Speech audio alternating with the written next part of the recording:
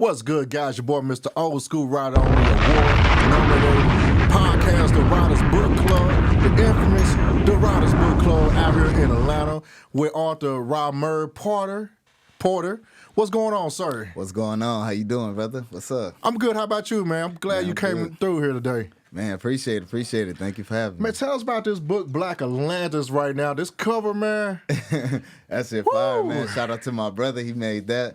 It's a family thing, man. It's a family-oriented business thing. But, man, that's my life right there.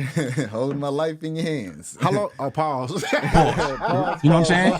It's too early. Man, too early. My God. I got you. Yeah, on the Riders Book Club, we cut up a little bit on here. It's not just stuffy book club. We can do that sometimes, but other than that, we're going to do our thing on this right now. So how long did it take you to write Black Atlantis? Man, about 3 or 4 years as far as penning it, getting the inspiration and the concepts and the outlines, about 3 or 4 years. And then the actual process, probably about like a year to, actually get it printed up and edited and formatted and stuff like that. Yeah. That's a lot of writing, man.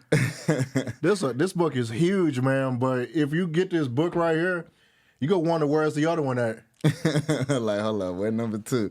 Man, you got to have that one complete the life cycle of it creatively, before you, because it took a while. It's not going to be no years, but maybe I'll give it a year, because in May, when I turn 30, unfortunately, it'll be the 1 year anniversary. Man, I'll be 44 tomorrow, man. Okay. I wish I was 30, man. Man, my knees wouldn't be locking up when it's cool outside. Man, when it get cold, I feel that. Sure, yeah. Man. I feel that. And workouts be hard sometimes, man. I be going hard for 2 weeks in a row, and next thing you know, I got to shut it down for 3 or 4 days. Shut it down. Mess the whole thing up. So tell us about Black Atlantis. Well, we could start without going too deep in the metaphysical aspect, because it's a metaphysical fiction, but it's also an urban erotica. So basically, it's based on what would happen if in 1962, 90% of the melanated people in North and South America left, like a sort of a grand exodus, right? And we all went to this big continent called Black Atlantis. So, but as that's happening, it's a big earthquake that happens in 1962, and then this guy named Atlas pops up. He on the back, big red guy.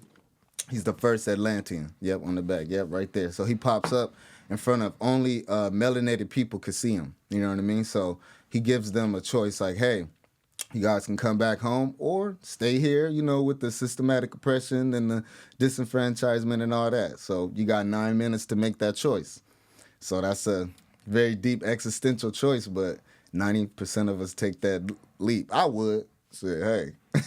I mean, we didn't live during them times, but like in the early 60s or whatever, we was like transition to like a different type of situation we was in the old days. I'd be wondering sometimes if certain people didn't get deleted, or certain movies didn't get like sabotaged. Yes, sir. I wonder would it be like close to what we looking at, not the erotic stuff, but like come togetherness and stuff like that. I think definitely that's where we was going, and that's part of the essence of this book, is kind of to play that out. Like, what if Malcolm was still here? What if Martin Luther King was here? What if Bob Marley was here? What if we went the more separatism route that the Nation of Islam kind of was preaching, insofar as the business and like circulating the black dollar? Like, what if that was actualized to the 10th degree? That's basically Black Atlantis, you know what I mean? Is we police our own, we teach our own, we arrest our own if we gotta, you know what I mean? Like, we inspire our own, different things like that. And it also leaves the question up for, well, what would happen in America if there's not all these things that happen, different inventors and different periods of time? Like, how would that affect America if there were no melanated people there for 100 years? Well, at least like 10% or something, but that's a large dip. Yeah, I know. It trips me out sometimes. I'm like, what? Your mind starts racing sometimes. Like, this and this. Then also I'll be thinking, if those fellas was in this current lifetime the way it is right now, man, Malcolm and Mark probably be getting roasted online. Like, man, you don't say with that. Ain't nobody trying to hear Man, you know, stuff like that, you know? Would be like, they'll probably retire, like, you know what, we tried. Or somebody might get caught up in scamming it. We don't know. Because the time, especially with these times, you're under so much of a microscope, like, already. So I can only imagine. And before, they was already under a microscope without social media. So, yeah, that definitely plays a part for real. I guess it also play into the erotic stuff as well, you know. Once we come together, you know, basically you're going to have the erotic stuff in there as well, you know. It's kind of like a party aspect of like we finally escape, colonialism. We finally escape all these things. So we're going to turn up. Man. We celebrate. We got our own land. We got our own, it's going to be a party. Can't nobody turn up like us, man. Come on, man. We're going to be in there turning up. Bruh. Like we got 10 kingdoms to ourselves, different tribes, different, parts of them. But the urban erotica aspect is really like, I go behind the scenes of how these certain characters came to be, you know what I mean? Like Pathos and Athena, different type of people, like, how did they actually come Tell us about Athena real quick, for, a short little, real quick. Shout out to my best friend. All these people are based off of real people. Athena, the goddess of war and wisdom. Man, she really do it all for Black Atlantis, man. She'll bad one, ain't she? Sound like it too, boy, I'm telling you. Yeah. I mean, she really came to me with the idea of the alter ego of Black Poseidon versus Pathos. You know what I mean? Because she told me you like meditating and you like doing that, but not every nigga is like that. Like some people you know what I mean? You got to appeal to every one of us. If you're trying to reach Black people, you got to have different, you know what I mean? You got to have a different type of alter ego to yourself. So, yeah, she really inspired that part. And she also helped with the lingerie. We got that coming. Double cheeked up on a Thursday afternoon. Hella ass. Oh, dang, she had that on?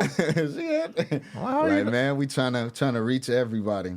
Because, the men follow the women, so. Yeah, mostly do. Most times, yeah. Real. Yeah, sometimes you get lead into a trap, like, if you ain't careful, Oh, yeah, definitely, most definitely. Or you get lead into some, it's a clean show, but Mm-hmm. Lead into the ocean wave.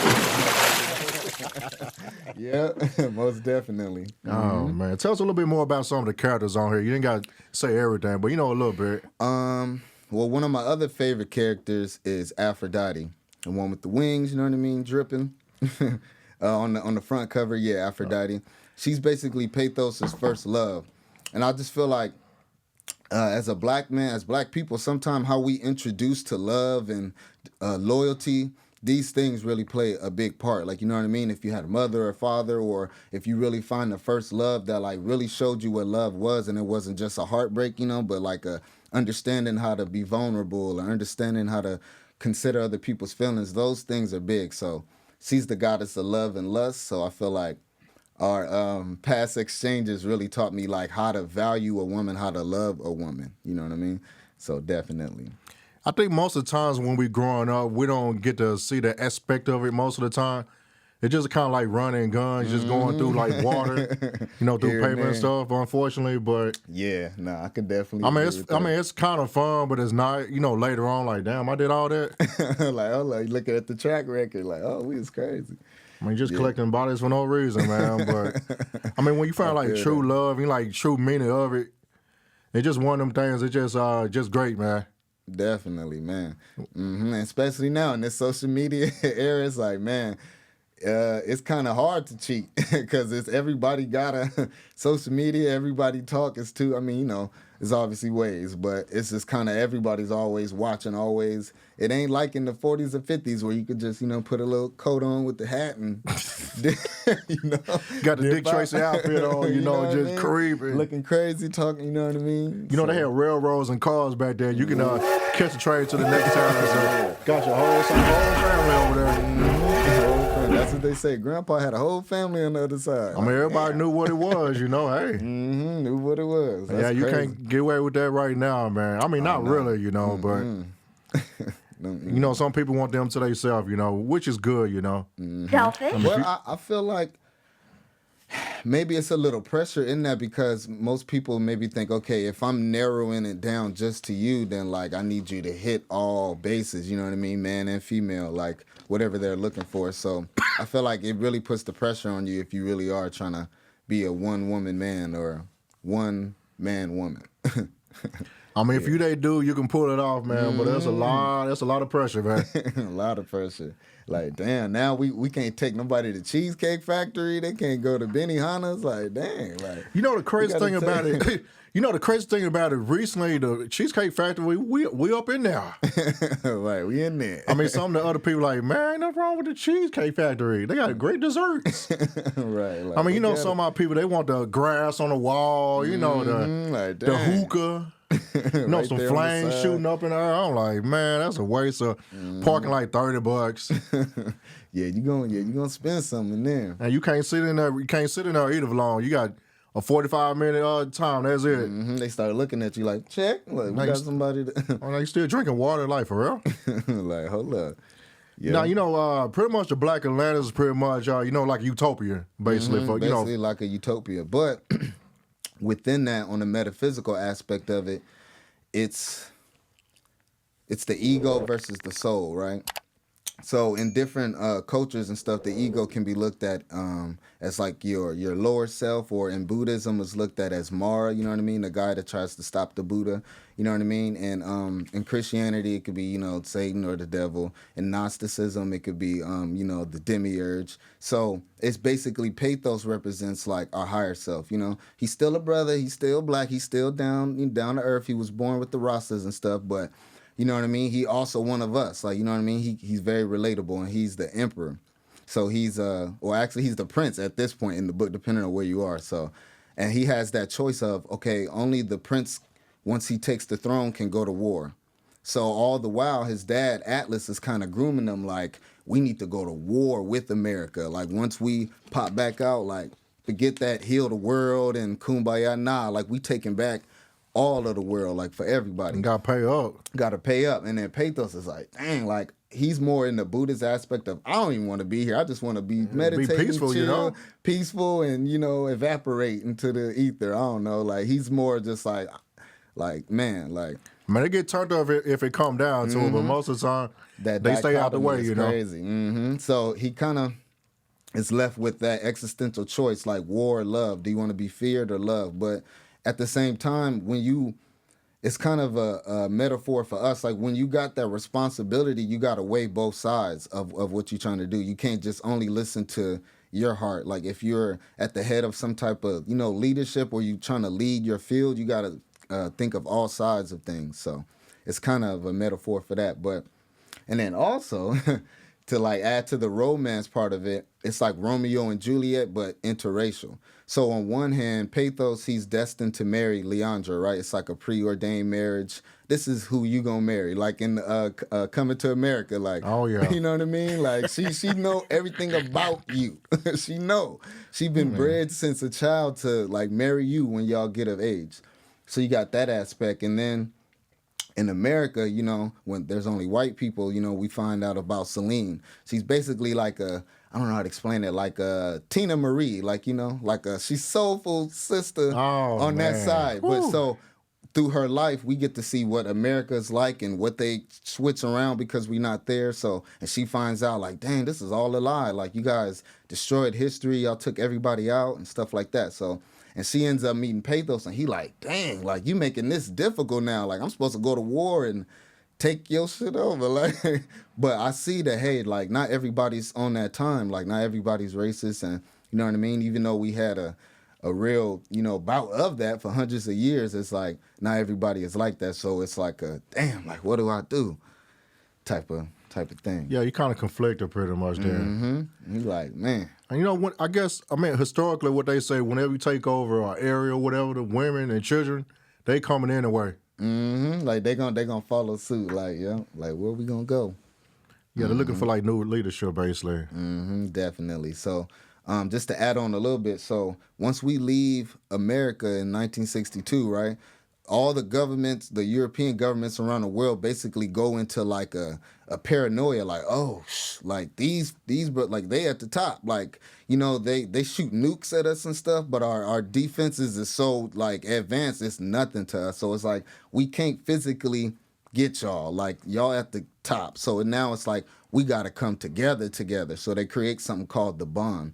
It's like basically like a world agency where like they really had to come together and like rewrite history to make it to where there was no like us in the history system. So after 100 years, like people in America don't know that there's other people that aren't white. So everybody grows up under that lie, if you will. And then, you know, Celine comes along and like helps that. But so it's basically like giving you a little insight into that world. Like, boy, I swear this kind of sound like something that kind of man. Like something that happened for real, you know, to a certain extent. Yeah, like so. This area where Black Atlantis is located, is that like in Belize somewhere? Or is that like somewhere else? Nah, it's just like the mythology of it. It's right in the middle of the Atlantic Ocean, but it's part land and under the sea too. Because you know, okay. We brothers, you know, some people say, oh, we can't swim. How you got Black Atlantis? Like, look, that's the alchemy of it. Okay. You know what I mean? That's the alchemy. You know what I mean? I can't swim. Like, how you I can't swim either, bro. But hey, when you need to, we will swim. So, I drowned a light down there, drowned a light going a while back, but yeah, no. Yeah, it's located right there. Yeah, right in the middle. Yep. Yeah, I was trying to figure out, you know, where at though. Like, I wonder. Like right there in the water. Wow. Yeah, that's why the earthquake happened in the beginning, because so the tectonic plates can make room for a whole nother continent rising, you know, up in the middle of the ocean. I try to make it as scientific as I can. Like, even though it's metaphysical fiction, I want to have some base in like, okay, it could probably happen like that. Like, we know the fiction part of it, but. Yeah, that metaphysical stuff, man, it's very interesting sometimes. I'm not deep into it like that, but, you know, once I kind of look into it sometimes, like, dang, this is interesting. Yeah, just an alternate thought process to maybe consider about certain things, you know, for real. I heard that, man. I got a few more questions here real quick. No problem. Oh, yeah, what can we find your merch and books and things like that at? You can get it at my website, black-atlantis.square. That's my website, you know, the square.net. You can hit me up on Instagram, Facebook, YouTube. Everything is Black Atlantis. I try to make it simple, you know what I mean? And yeah. Oh, yeah, the shirt too, man. We got the shirts, we got the lingerie, we got everything. I mean, you didn't bring me a shirt, but, you know, I'm salty. I got you. But, hey, I got you. You in the area, we're going to figure that out, you know. Most definitely. 1X or whatever, but, yeah, you be having them baddies, man. Yeah, you be having them baddies on your page. I'm like, what? So well-known folks on it. I'm like, bro, they rocking with you. They call themselves the Ocean Hoes. Bro. That's what we have coined them. Hey, that ain't me, man. Hey, I hear you, bro. Yeah, I mean, I'm just trying to, because shout out to Keiki. She's one of my first supporters. That's the porn star with the tongue, right? Oh yeah, she wanted. That's like she wanted the goats, man. Man, she really put me on to the like, hey, like I can help you get the book into places where most people don't read. Like I'll take it into the strip club. I'll do, you know what I mean? Like just to give you a different look for the urban erotica side, to make it to where like, hold up, this is a book. Like he an author. Like that cover by itself. I'm like, it might be something in there for me. Like hold up, like it's something in there. Like yeah, it gravitates you, because I'm trying to get to us on all chakras, you know what I mean? Like every level possible. Yep, definitely. Oh yeah, it starts at the top. That wants to get to the lower chakra, it's a wrap. Yeah, man. It's a wrap. You already. Yeah, you got to bust out the sage and everything. I be telling people like, man, boy. I'm telling you, Mike, read some of these scenes with your girl at night. You know what I mean? Some of them scenes. Yeah, like I was telling the engineer, you keep reading this book. If you got a lady next to you, man, it's going down. I shoot you out of the, you know what I mean, the sex scenes. You know what I'm saying? So. I think that's one of the things that a lot of people say, like, oh, you know, like a lot of people harp or latch on to the sexual aspect of it, but you got to think that's kind of like the shock marketing, or like guerrilla marketing of it is you got to drag people in on a certain level, and then you hit them with the metaphysical stuff. Then you hit them with the Black Power poems and all that, or the people that's looking for that, they're going to be attracted to that, but you know what I mean? Everybody is guilty of it. If you're scrolling down and you see something, dang, and then you see a book next to it, so it's like, hold up, what? Like, make you, you know, think twice. Yeah, the medical physical stuff kind of sneaks up on you around like the second chapter, I believe, if I can quote that. But, you know, of course, you got the bam, bam, bam at the beginning. You got to. Then you kind of creep it in there a little bit. Oh, okay. Like, yeah. Now you hook, all man. Aspects of it, for sure. Yeah. Now I got the physical copy. Now I'm a physical book person. I mean, digital is cool and everything. I like the ebook and also the I know you don't have no narrative. What do you call it? The audiobook, yeah, we working Yeah, get that on it. audio book, man. Yes, sir. Get your bad ones. I don't know who's gonna be talking to there. Get you some bad ones in there, man. I'm gonna try to have the actual characters do some of their parts. I don't want to do everything, but maybe I could have, like, my brother knows a few AI apps that can, once they have their voice, maybe like duplicate it a little bit. So I'm trying to make it different to where, you know, you hear the actual character's voice. You can hear Athena. You can hear Aphrodite. Like, okay, dang, like, so. Have you documented the process so far? Maybe like a documentary in the near future about this? About the Yeah, journey? I kind of record everything pretty much. Like, people be annoyed, like, damn, bro, you recording this? Like, man, it count. Like, every book sale count. The first day I released it, everything, I pretty much got everything with me. So yeah, like I was telling some of my authors, you know, you got to go ahead and put it in their face. The book ain't gonna sell itself. Nah, for real. Especially, like, man, it's like triple hard to sell books. Not in the essential way of it, but it depends on the demographic you going for. Like, if you going for our people, yes, we read books. We always break that stereotype, but you still got to get through to us. Like, you know what I mean? It got to be up there with the same stuff that we consuming on Instagram. It got to be right there by it. Like, Boy, you almost got 1,000 pages over here, I'm fam. telling you. This could have been like, Not playing. I know some people that's been on the show, this might have been like 5 books. Mm-hmm. They might have stretched us out, but you did, this was a bold move. I got to give it to you, man. That's why Boy, I had you like, to go independent. I had to go independent because when I first started, I was... This not Amazon. This pretty much your... Yeah, no, it's on Amazon as far as the ebook, but I couldn't get that on Amazon because they wanted me to split it in 2. Yeah, I was like, nope, can't do it. So yeah, I was gonna say this not an Amazon book. Oh no, this basically gonna be your pure profit. Oh yeah, you don't mind that you work in marketing and stuff like that. Yeah, that's. I think sometimes what you call it, the IS, ISBN. I know when you go with Amazon, you pretty much kind of giving up your rights to a certain extent, right? Yeah, a little bit, and depends on. Also, they got like Amazon Limited, where you do give away more of your rights, but they'll put it in front of more people on the site, and promote it that way. But I need all mines, and I could just do that work myself. Like, you know what I mean? So I mean, we're in Atlanta, man. Hey, why not? Why not? If you like somewhere else, I can understand you going to Amazon. Go ahead and get them a cut, get you a few bucks real quick. You in Atlanta, you got sex, the metaphysical stuff.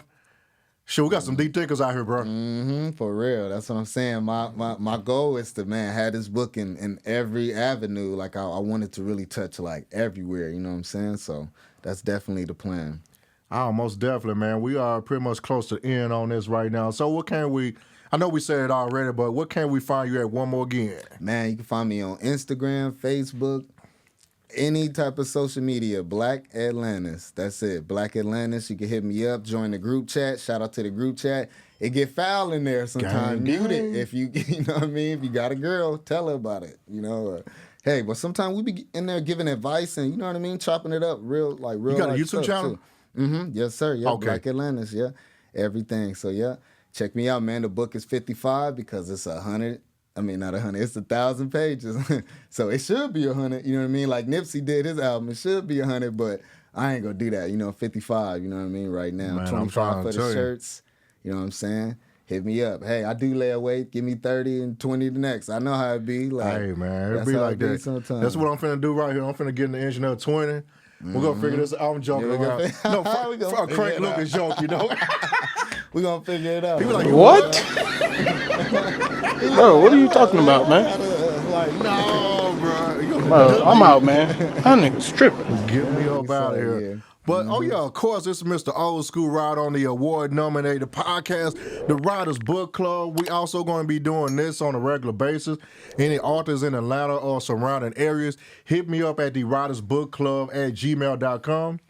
We'll go over the details and stuff like that. Also, catch me on IG at The Writers Book Club, YouTube at The Writers Book Club Podcast.